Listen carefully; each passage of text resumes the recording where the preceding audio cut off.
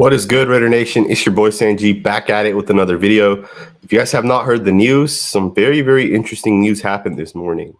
Apparently, the Kansas City Chiefs and Tyreek Hill were in contract discussions, and those discussions ended real quick.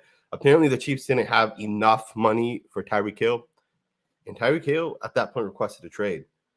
And at that point, they said that you're open to go ahead and find a trade partner. And apparently, the Jets and the Dolphins were the two teams interested. And now Tyreek Hill has been traded to the Miami Dolphins. This is a crazy trade for the Raiders, man. And I really wanted to go live about this and really just discuss it because, as you guys know, Tyreek Hill has been one of those players that has done so well against the Raiders. And anytime we've shut him down, the reason why the Chiefs end up scoring as many points as they do is because we're so focused in on shutting down just Tyreek Hill. And the fact that we no longer have to focus on Hill really gives me hope, man. It gives me hope that it's a great day when a team loses their best player or maybe their top two player. A player like Tyreek Hill. Remember, John Gruden for the longest time wanted a player like Tyreek Hill. In fact, he used to call Rico Gafford a practice squad player. He used to call him Tyreek Hill in practice. Like, there's some players that I've talked to, and they've always told me that story specifically. At least two separate players have told me how John Gruden wanted his version of Tyreek Hill. And he used to always kind of say that about Rico Gafford. But interestingly, the Chiefs got a lot back, man. What's crazy is the fact that we gave up less for Davante Adams. The Chiefs gave up the 29th overall pick, which is a first-round pick, the 50th overall pick, which is a second-round pick, 2 fourths, and a sixth. Like, the Dolphins pretty much gave up their entire draft picks like that they would have had. Very interesting to give up that much for a wide receiver. Personally, I think it's worth it for the Dolphins. I think this makes the Dolphins the Dolphins are a Super Bowl contender at this point. Obviously, it'll depend on two factors: the quarterback as well as the coach. But the moves that the Dolphins have made, they brought in 2 running backs this offseason. They brought in the best tackle in football. They brought in last year a great wide receiver. They bring another great wide receiver in. The Dolphins are in a really good spot. And big shout out to the Dolphins, man, for going out and getting one of the best receivers in the game. But Tyreek Hill, man, $120 million for 4 years. And what's crazy is you can almost argue that the reason why Tyreek Hill wanted more money was because of the Davante Adams trade, because of the fact that the Raiders went out, paid for Davante Adams, gave him multiple picks, and then gave him one of the highest paid contracts for a wide receiver, $28 million per year. Tyreek Hill obviously felt some type of way. He obviously felt disrespected that his contract is absolutely nothing. In fact, I was actually looking at Tyreek Hill's past contract, and believe it or not, his base salary is super low. Like, with incentives last season, he had a cap hit of $15.8 million. For Tyreek Hill, that's a super, super cheap contract. This year, his base salary was literally just $3 million. He had $15 million worth of incentives and roster bonuses, which is really crazy to think. But I'm excited, man. And I see some of you guys' comments. Let's get into these. First and foremost, almost 300 of you guys, or over 200 of you guys, I should say. If you guys can hit that thumbs up button, I'd really, really, really appreciate it. Very crazy situation, man. I woke up to the news that Tyreek Hill may end up getting traded, which was so crazy to think. Shout out to you, NorCal Raider Jesse. Big shout out to anybody that's a member to the channel. A lot of people, man, are talking about how the Chiefs' kingdom is falling down. Finally, it's slowly coming down. We talk about this. People talk about the salary cap and the fact that the salary cap is quote unquote fake. It's not real. And that could not be further from the truth. You can borrow money from next year. You can say that we will push people's contracts from this year into next year, just like the Chiefs did with Patrick Mahomes, right? Patrick Mahomes was going to get about $45 million, or that's how much he was going to count against the cap this year. And they lowered that down by about $9 million. But it doesn't just vanish like that. That $9 million goes into next year's cap, which means you basically just borrowed cap from next year for this season, which now means that if the cap space is $250 million next year for every single team, the Kansas City Chiefs will only have $241 million because they took that $9 million from this year and they pushed it forward. That's how the cap space works, right? It's not fake. It's not unrealistic. It's not like the salary cap doesn't exist. It's teams push cap into future years, and I think that's the wrong way to go about it. Yes, the salary cap goes up, but that means players also want to get paid more. right? Derek Carr was the highest paid quarterback at one point. Today, he's like 15th. And that's because the salary cap has went up and players have wanted more money. Andre says this is actually our year, or Andre says this is actually our year. And I couldn't agree more, man. You know what's crazy is if you guys think about it, the Raiders really decided we're not going to rebuild. We're not going to start over. We're not starting fresh. John Gruden traded away John Gruden traded away Khalil Mack and got multiple picks. The opposite happened when Josh McDaniels got here, right? We traded away multiple picks and got one of the best players. Josh McDaniels is doing the opposite of what John Gruden did, right? Rightfully so, right? John Gruden had to rebuild. He was in that position, and he did a really good job, right? The Raiders are in a good spot right now with their salary cap and kind of the young roster that they have. But Josh McDaniels made it clear that we're looking to go all in. And the thing is Derek Carr hasn't gotten paid. And the Patrick Mahomes situation really makes me think, should the Raiders really, really, really consider paying Derek Carr $35 or $40 million? Because our cap at that point is also going to get constrained. We're also not going to be able to pay our top tier players. I want to know what you guys think about that. I really want to know what you guys think about that. Should the Raiders hold off on extending Derek Carr? Even if it lowers cap this year, it would raise cap in the future years, right? So I really don't know how to feel about that. In fact, I'd rather raise the cap space this year if we are going to extend Derek Carr to save the cap in future years. But that's just me. That's just the way I think. A lot of people are talking about how we need to get Stephon Gilmore and Tyrann Mathieu, build that defense. Andy says that, and I don't disagree with that, man. Think about this. Patrick Mahomes is about to go from throwing the ball to Tyreek Hill to throwing the ball to Juju Smith-Schuster.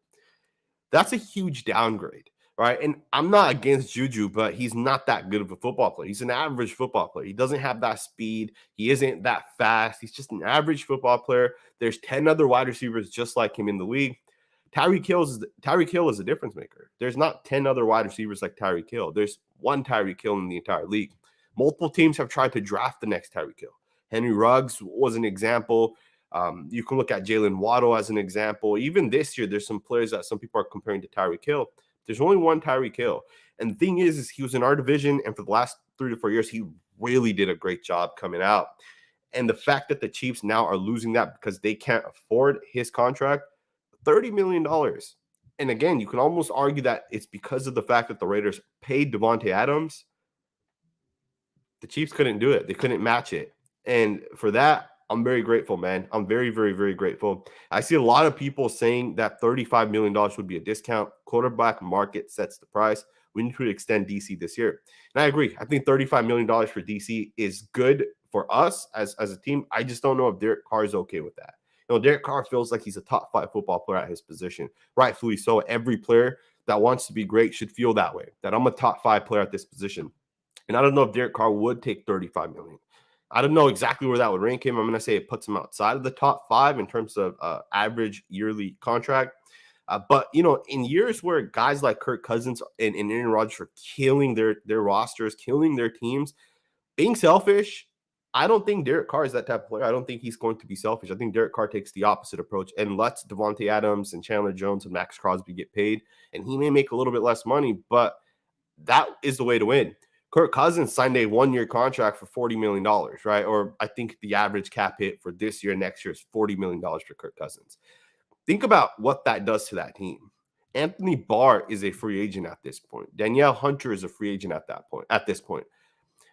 Even Harrison Smith had to get restructured, and they basically have him for this year and next year, but they're going to take void years, or, as I was saying earlier, they're going to borrow cap from the 3 years after, right? After this season, the next 3 years, they'll be taking cap space to pay him.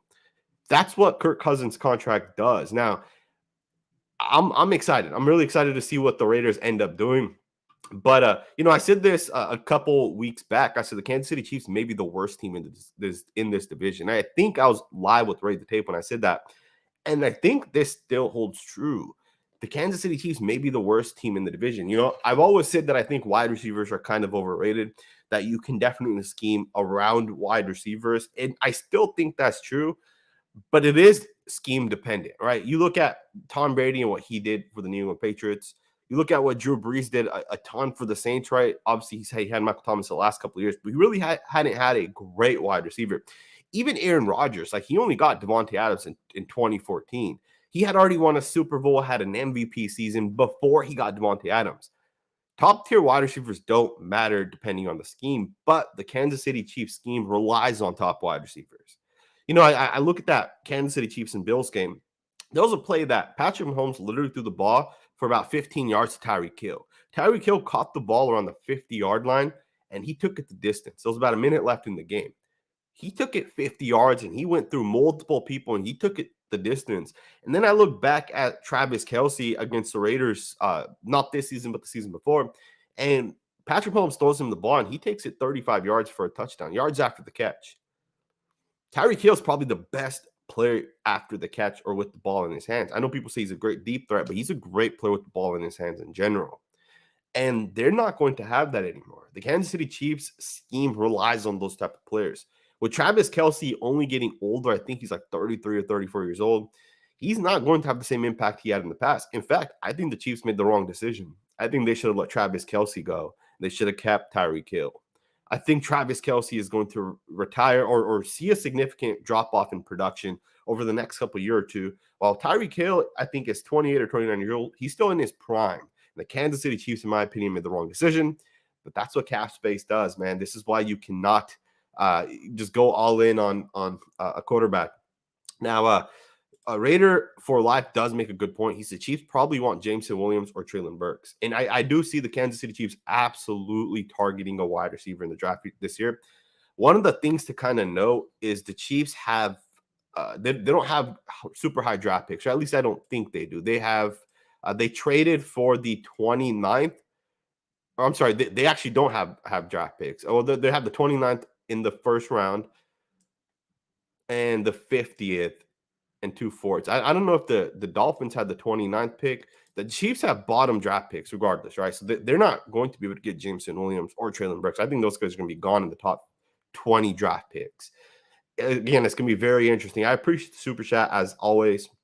The Chiefs are in a unique position at this point, right? Your defense isn't that good, right? On paper, the Chiefs have the worst defense in the league. They downgraded safeties. Like, they had to get rid of Tyrann Mathieu, who's, I think, 29 years old. They had to get rid of him because they couldn't afford his contract.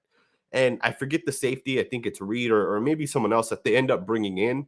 And then they couldn't extend Orlando Brown Jr. to a long-term contract. They had to franchise tag him. Now, I do think with the cap space they saved, they will be able to extend him, but that was the situation they were in. They weren't able to extend Orlando Brown Jr., a player they had traded a first round pick for just the season prior. The Chiefs are in a very difficult position, and I'm excited as a Raider fan because their chances of success are going downhill at this point, in my opinion. Raider Nation Limited, featuring Wasted Talent. Big shout out to you, Wasted. I really appreciate it. Sanjit, great show, the Raider Equinox. I appreciate that, man. I really do appreciate the kind words. It's going to be crazy to also think that when the Raiders play the Chiefs this year, how many points did the Chiefs score? Like, they dropped over 80 points on us last year, maybe over 90 points, I believe.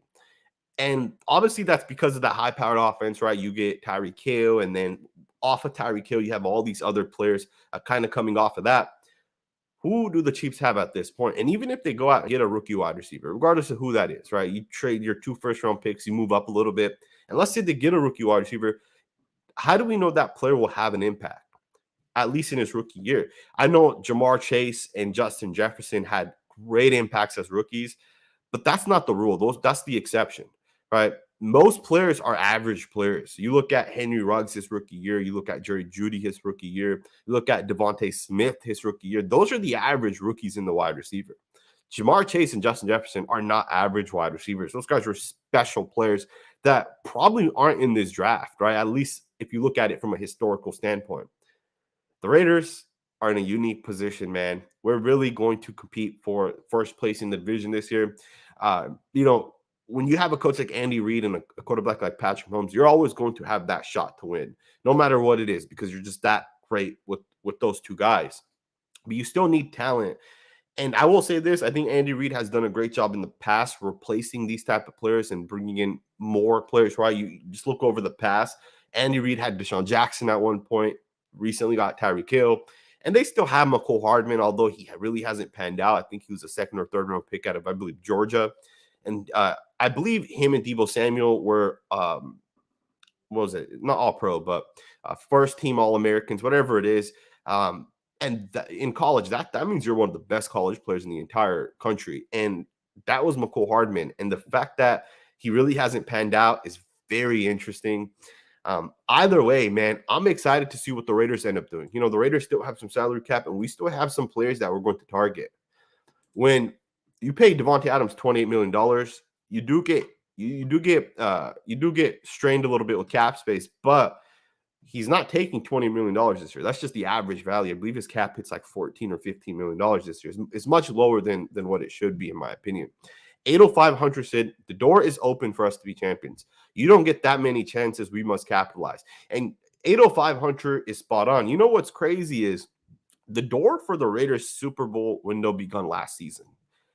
I know people may not agree with that, but last season was when it began. If you think about it from this perspective, last season, the Raiders came in with Henry Ruggs, Darren Waller, Hunter Renfrow, Brian Edwards. These are guys we expected to take the next step. We brought in a new defensive coach, a guy that brought his players in, and we expected that defense to take the next step. And the defense did take the next step. It was really the offense that kind of struggled at times and kind of, especially when John Gruden and Henry Ruggs were no longer with the team, we really struggled on the offense side of the ball. Scoring touchdowns, right? We settled for a lot of field goals, a lot of 3-and-outs. But the window of opportunity for the Raiders started last season solely based on the salary cap, right? This is a salary cap league, and it's very clear. Teams like the Green Bay Packers couldn't afford Devontae Adams. Teams like the Kansas City Chiefs couldn't afford Tyreek Hill. It's a salary cap league. When you pay your quarterback $45 million a year, you're not going to be able to pay another player $30 million or whatever it is that's the highest paid player. Now, if Tyreek Hill wanted $18 million, I'm sure they would have made it work. But $18 million and $30 million are completely different. And for the Raiders, we decided we're going to make that investment in Devontae Adams. Now, we do have two options here, right? We could say, let's try to keep that window of opportunity open as long as possible and just go forward with the current team we have. Or we can go all in over the next 2 years. And we can say that let's borrow some cap from future years. Let's take cap from 3 seasons, in 3 seasons. And let's use that cap this year. Let's go get Stephon Gilmore and get him for 2 years, $30 million, but let's spread that out over the next 4 years, right? Use some Boyd years. And we can do that across the board, but that means we're all in over the next season or two. And I think that's the wrong way to do it. I think long-term success, what the New England Patriots had, something the Eagles and the Broncos over the last 20 years have been able to do, is build long-term success, right? Put together good rosters, get good players, and keep those guys, pay those guys, keep them around for the long term.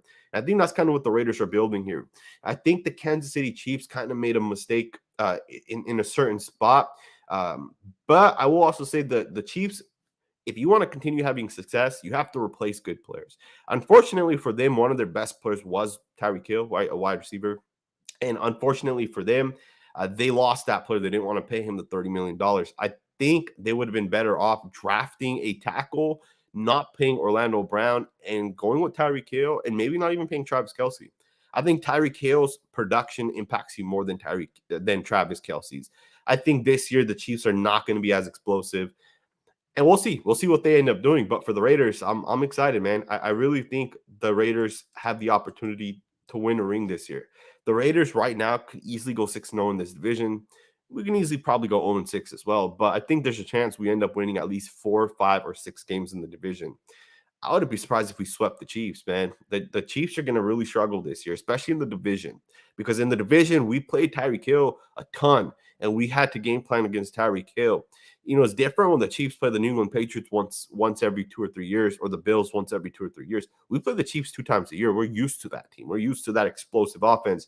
And they're no longer going to be as explosive as they once were. Which just means that the Raiders have that chance to obviously sweep them. If you guys can hit that thumbs up button, I really appreciate it. IT Walker says that there's no state income tax in Florida. Hill will keep a lot of his money. And that is facts. You know, it's crazy that Tyreek Hill was only going to make $3 million on his base contract this year, and that he was okay with that. A lot of it was incentive-based. Now, I shouldn't say he was okay with that because obviously he ended up getting traded and he didn't play under that deal. But the fact that the Chiefs didn't pay him before Devontae Adams got paid is a big mistake. They could have probably gotten him from $25 to $27 million, before the Devontae Adams trade and signing happened, because once Adams got 28.5 million, Tyreek knew he wanted more than that, and he ended up getting more than that. Now, obviously, going to Florida helps him out. No income tax, as you say.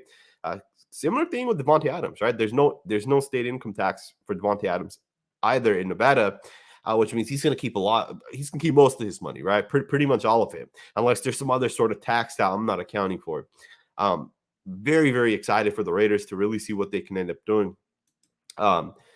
Ruben says, does this money for the Chiefs to go get Gilmore or Tyron, they may start trying to outbid us on free agents? The thing is the Kansas City Chiefs right now will have probably about $20 million. Keep in mind, they still have players that they need to bring back from last year, right? They still have free agents from last year that they have not signed. Players that, let's be honest, you need to be able to fill your roster somehow, right? I believe Frank Clark ended up getting franchise tagged, and don't quote me on that, but I think they franchise tagged him. Or maybe he signed like a team-friendly contract. But then you got guys like Anthony Hitchens. You got guys like Gerard Reed, who's still technically a free agent. Melvin Ingram, who they might not bring back. Daniel Sorensen, Brian Pingle. There's so many players that the Chiefs had last year that they're looking to still bring back and just fill the roster where they're going to spend, I'd say, $15 million just on between their draft picks as well as the players that they need to fill the roster with. So they're really only going to have $5 to $10 million to kind of work with, which means I don't think they're going to have enough money to bring in Tyron